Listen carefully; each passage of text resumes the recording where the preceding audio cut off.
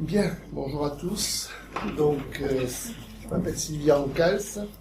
Je suis maire d'une petite commune tarnaise, rurale, et je suis vice-président du pôle d'équilibre territorial et rural de l'Albigeois et des Bastides. Je vais vous présenter une opération particulière que l'on a appelée chez nous les nuits de la thermographie. Donc, on va rentrer à travers mon intervention dans de l'opérationnel.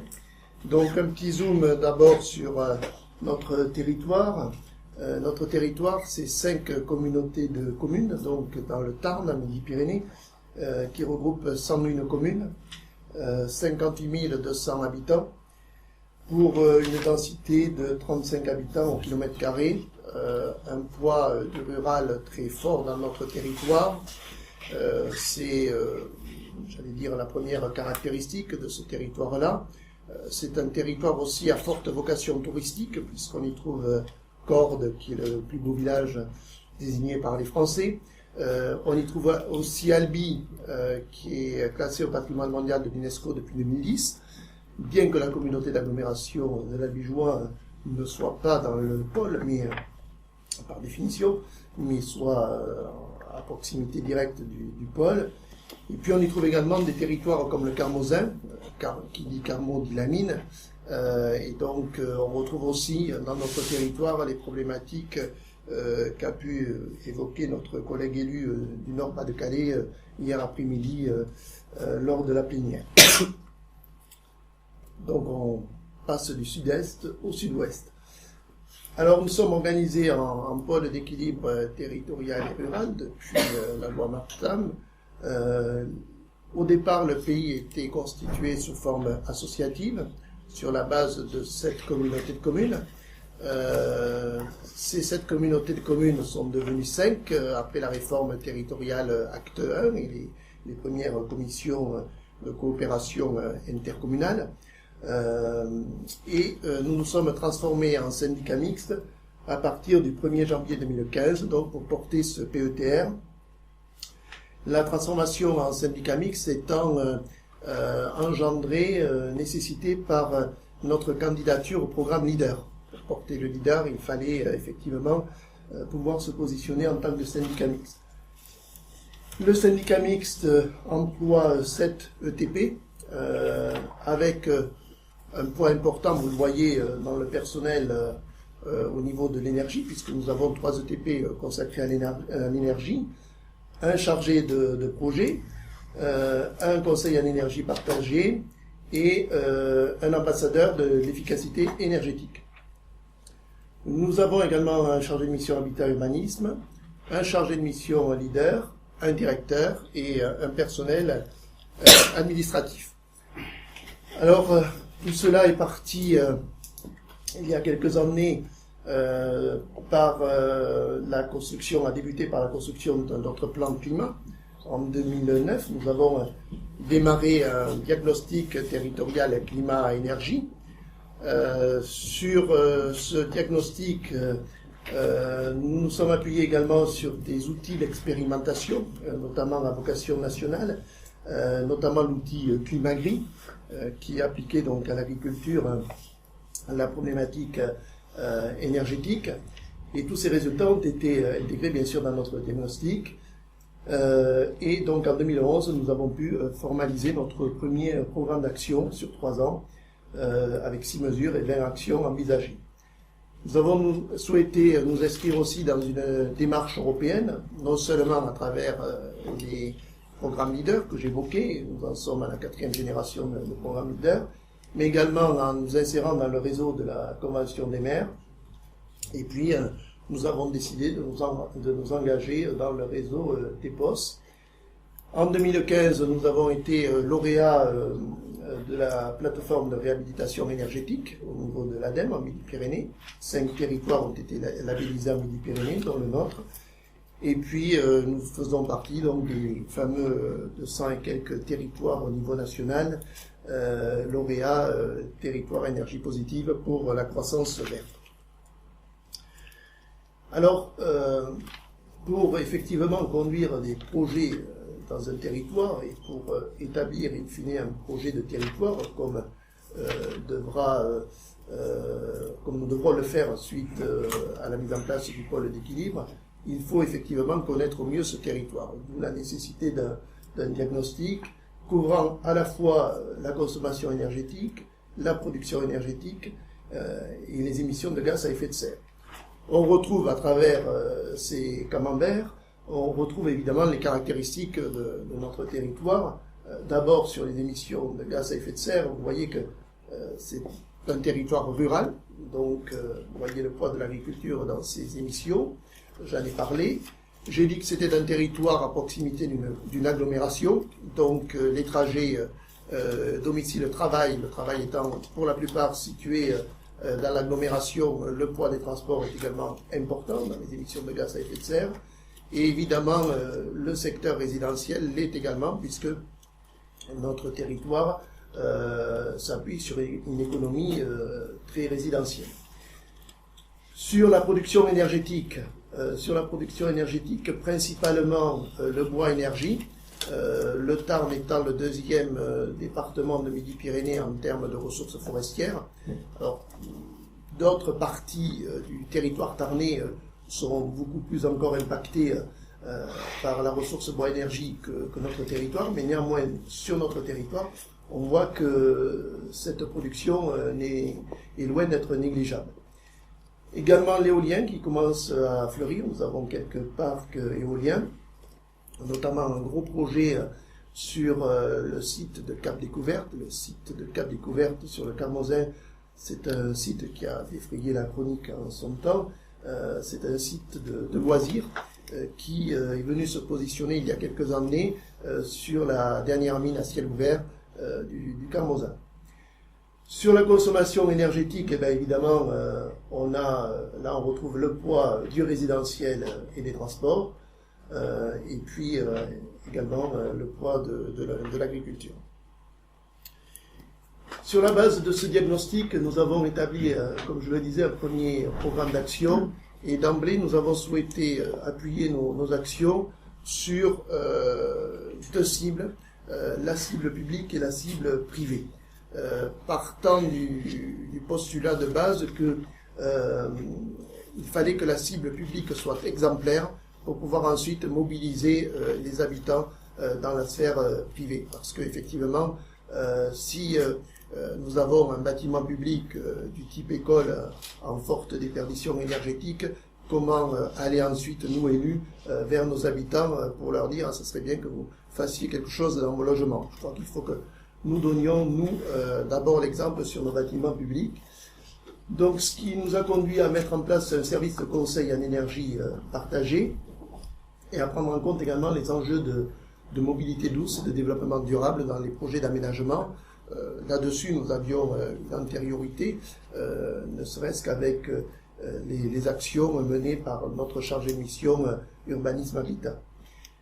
Sur la cible privée, nous avons choisi un premier niveau de participation par rapport aux habitants, c'est-à-dire un niveau de sensibilisation et accompagnement des particuliers aux économies d'énergie, avec donc cette fameuse opération de thermographie des bureaux du pays que je vais vous présenter, mais également le lancement de 2 OPH sur le territoire, et puis des réflexions qui commencent à émerger sur la méthanisation, notamment suite à des voyages d'études que nous avions pu faire, soit dans la Sarthe, soit dans le pays du Mené. Alors, sur les nuits de la thermographie, elles ont débuté en décembre 2010, donc elles se poursuivent actuellement. 17 communes ont accueilli cette opération pour l'instant.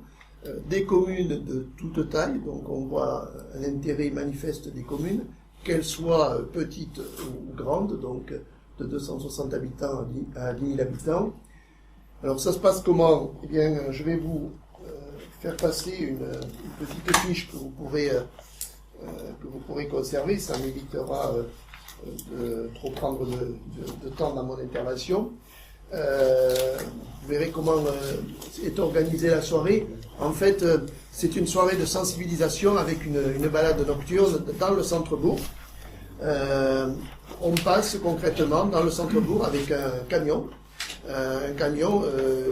qui comporte une caméra thermique, d'où cette appellation pour le dispositif de thermocamins. Alors je ne sais pas s'il y a des occitanistes dans la salle, mais camins en occitan, ça veut dire chemin. Et puis nous pouvons également, à la demande du Conseil en énergie partagée, aller visiter les particuliers hors bourg, pour ceux qui le souhaitent. Et nous avons un deuxième outil aussi de sensibilisation des particuliers, qui est l'outil thermostal, toujours en occitan. Ostal, ça veut dire habitation, maison, avec une campagne de relevé de température. Cela nous permet évidemment d'avoir des restitutions et ensuite de mettre en contact les habitants avec les conseillers de l'espace Info-Énergie et l'agence départementale d'information sur le logement, l'ADI.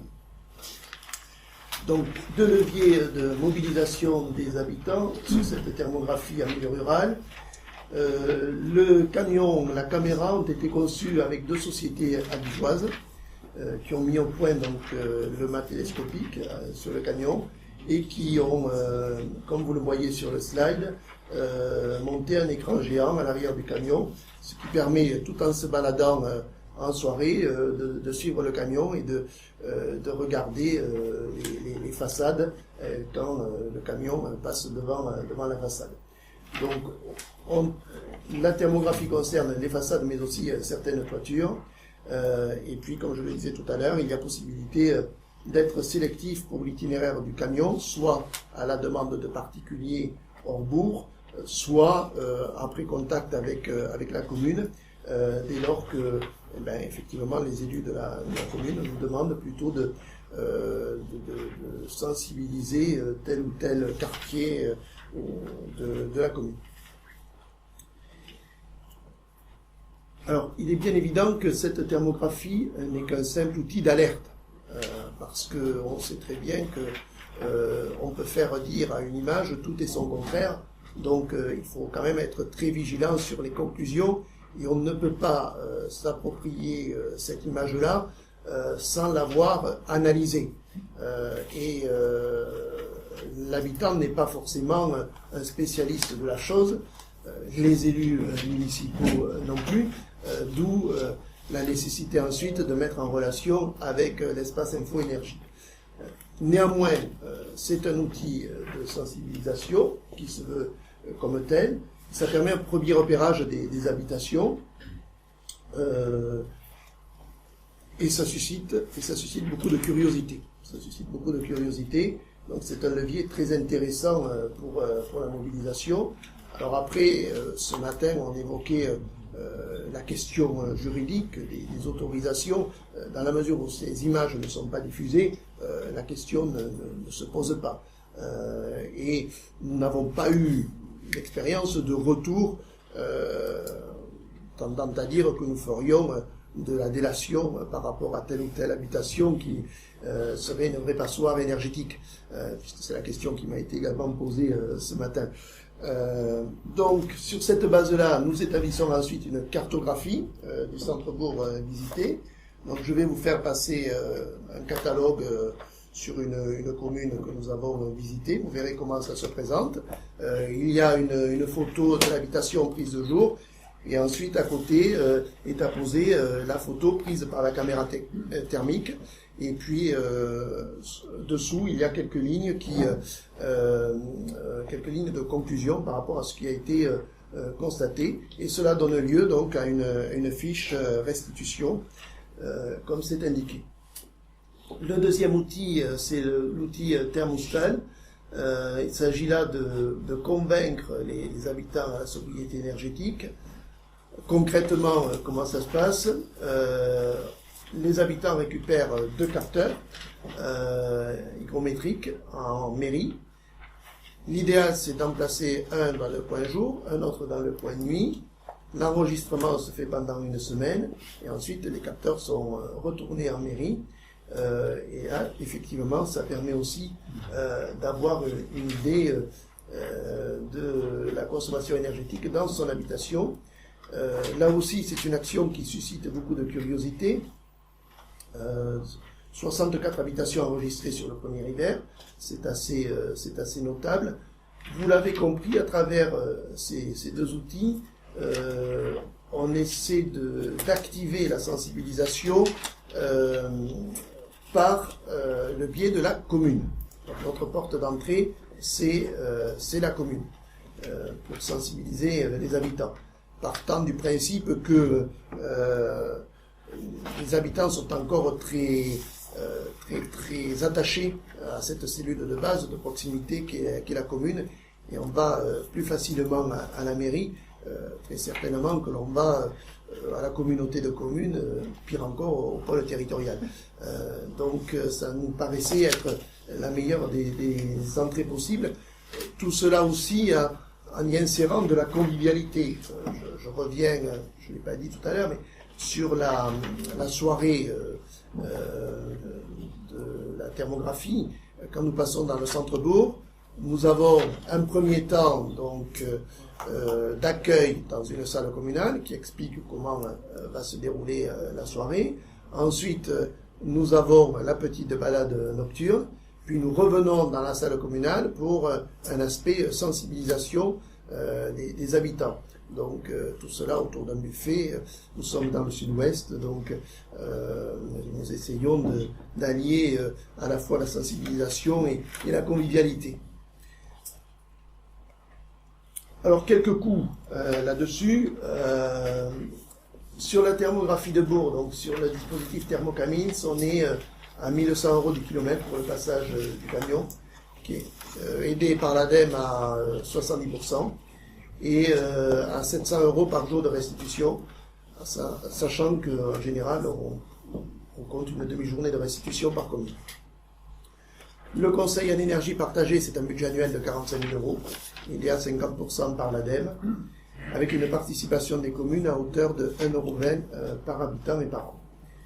Sur le dispositif thermostal, on est sur des sommes nettement moindres, avec l'acquisition simplement des capteurs, 100 capteurs, 10 000 €, aidés à 50% par l'ADEME et 30% par le leader. Par les temps qui courent, les élus qui sont dans la salle admettront facilement qu'avoir 80% de subvention, ce n'est pas si mal. Et dans le cadre d'un partenariat aussi avec une société privée, et la mise en œuvre est gratuite pour les communes. Rapidement, un bilan et des enseignements.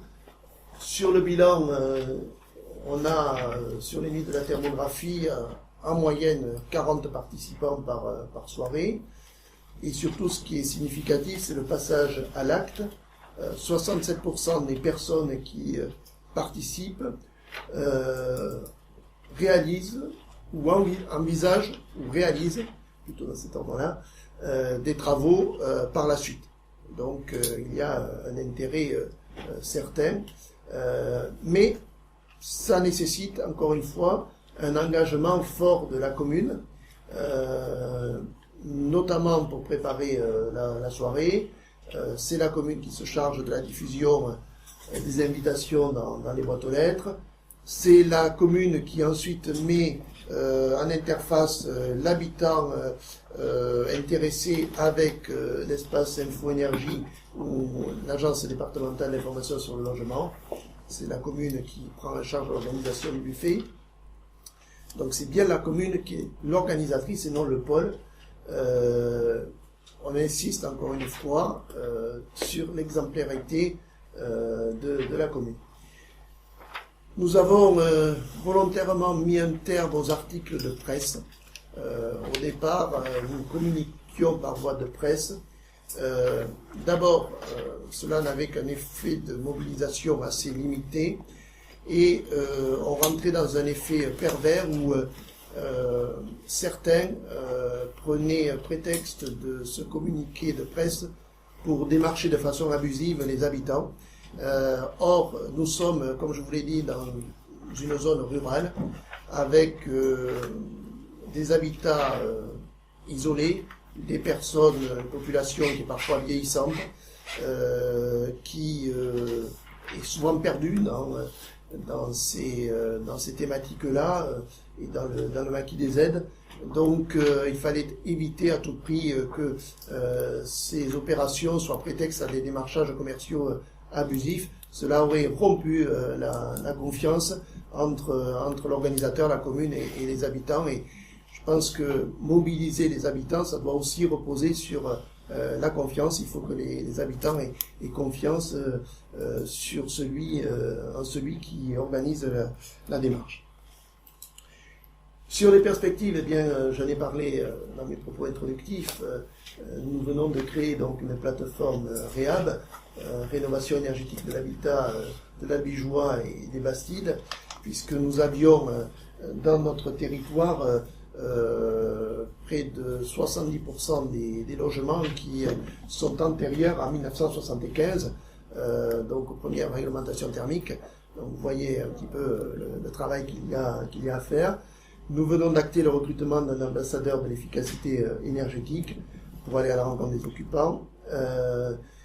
Et nous sommes en train de réfléchir comment nous pourrions accompagner au mieux ces visites de l'ambassadeur, notamment peut-être avec la présence d'un élu ou voire avec la création d'une commission locale énergie qui regrouperait des élus, la CAF, la MSA, des habitants volontaires, des assistantes sociales.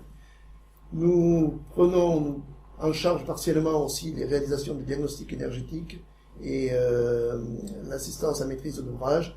Et puis nous sommes en pleine réflexion sur l'émergence d'une SIC pour la rénovation performante, SIC qui aurait pour vocation de réunir artisans, bureaux d'études, architectes, énergéticiens, élus et particuliers, parce que mobiliser les habitants, ça passe aussi, croyez-moi, par une mobilisation d'abord des collègues élus, parce que quand on parle de ces sujets en bureau, c'est pas toujours facile à aborder, et même si l'angle financier est un moteur pour les élus, parce que quand on arrive effectivement à leur démontrer, le technicien ou moi-même, que nous arrivons avec quelques subsides financiers, et notamment 500 000 € avec TEPCV, on attire l'attention de nos collègues élus.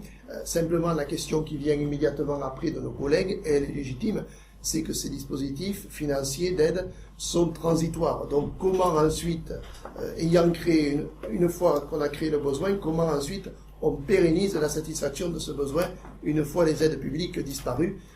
Et c'est là qu'il est difficile de convaincre les élus d'assurer une pérennité du système, sauf à considérer que, effectivement, à un certain moment, il faut que des structures publiques, les élus, se retirent et confient la pérennisation du système à une autre structure.